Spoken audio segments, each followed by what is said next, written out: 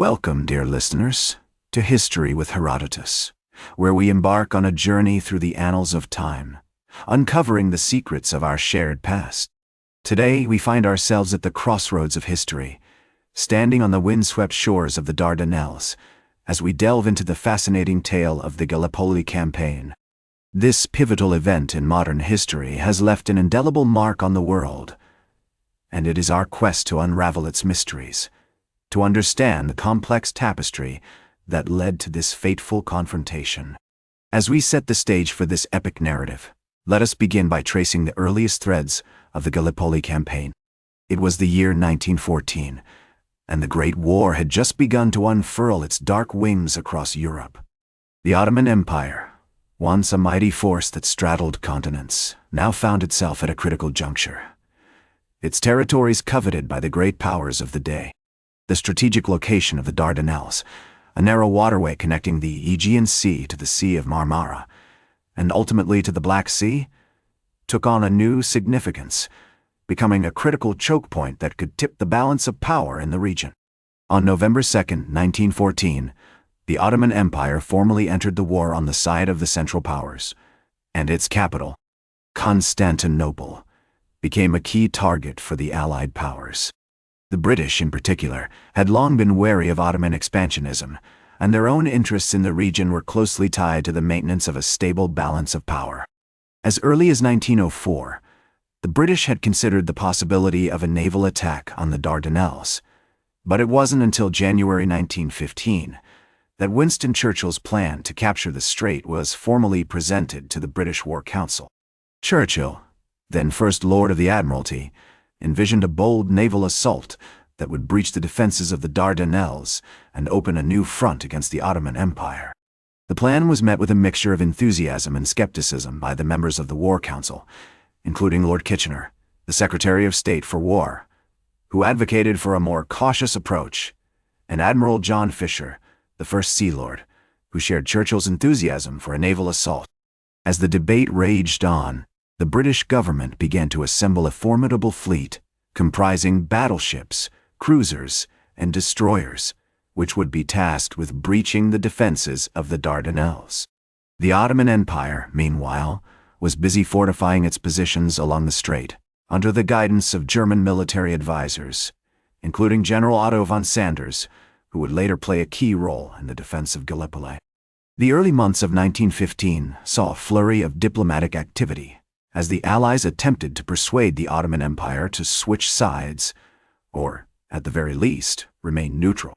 However, these efforts ultimately proved unsuccessful, and by February 1915, the British had begun to make preparations for a full-scale assault on the Dardanelles.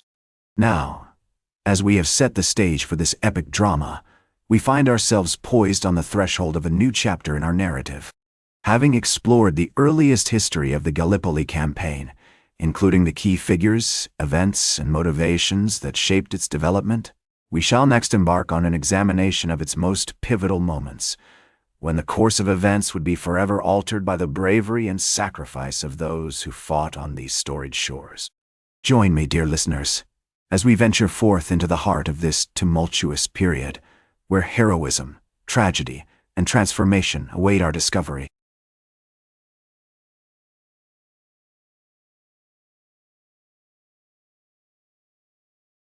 Welcome back to History with Herodotus, as we continue our journey through the annals of time, uncovering the secrets of the Gallipoli Campaign. It was February 1915 when the British launched their bold naval assault on the Dardanelles, with a formidable fleet comprising battleships, cruisers, and destroyers.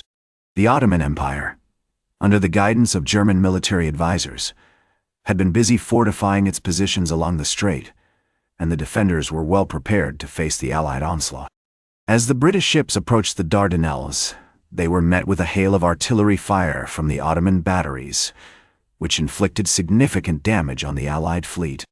Despite these setbacks, the British persisted in their efforts to breach the defenses of the Dardanelles, and on March 18, 1915, they launched a second assault on the strait.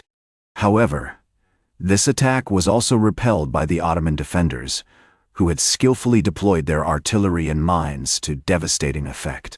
The failure of the British naval campaign marked a significant turning point in the Gallipoli Campaign, as it became clear that a land-based invasion would be necessary to capture the strategic peninsula. On April 25, 1915, the Allies launched a massive amphibious assault on the Gallipoli Peninsula, with troops from Britain, France, Australia, and New Zealand taking part in the operation.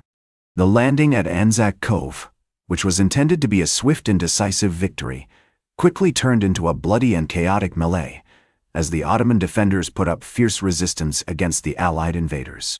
Despite being outnumbered, the Ottomans held their ground, and the Allies were forced to dig in and establish a precarious beachhead. The next few months saw some of the most intense and brutal fighting of the Gallipoli Campaign, as the Allies attempted to break out of their beachhead and capture the strategic high ground of the peninsula. The Battle of Lone Pine, which took place in August 1915, was one of the bloodiest engagements of the campaign, with both sides suffering heavy casualties. The bravery and sacrifice of the soldiers who fought on these storied shores are a testament to the enduring spirit of humanity, even in the face of overwhelming adversity.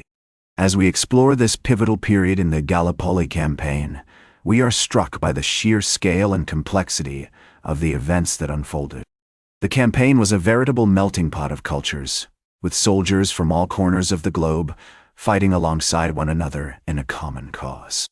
The stories of heroism and camaraderie that emerged from this period are a powerful reminder of the bonds that unite us as human beings, even in the face of conflict and division. As we reach the climax of our narrative, we find ourselves at the threshold of a new chapter in the story of the Gallipoli Campaign. The bravery and sacrifice of those who fought on these storied shores have left an indelible mark on history, and their legacy continues to inspire us to this day. Join me next as we explore the decline and aftermath of the Gallipoli Campaign and examine the lasting impact of this pivotal event on the course of modern history.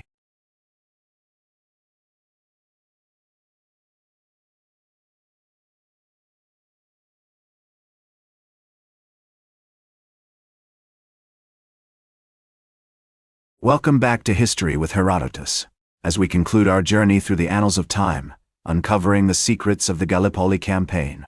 The failure of the Allied forces to break out of their beachhead and capture the strategic high ground of the peninsula marked a significant turning point in the campaign. Despite repeated attempts to gain ground, the Allies were ultimately unable to overcome the entrenched Ottoman defenses. By the summer of 1915, it had become clear that the campaign was not achieving its objectives, and the British government began to reconsider its strategy. In October 1915, the British government appointed a new commander, General Sir Charles Monro, to lead the Allied forces at Gallipoli. Monro's assessment of the situation was bleak, and he recommended that the campaign be abandoned.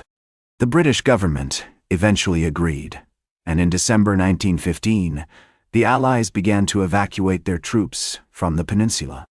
The evacuation was a complex and risky operation, but it was ultimately successful. By January 1916, all Allied troops had been withdrawn from Gallipoli, marking the end of the campaign. The failure of the Gallipoli Campaign was a significant blow to the Allies, and it marked a major turning point in the war.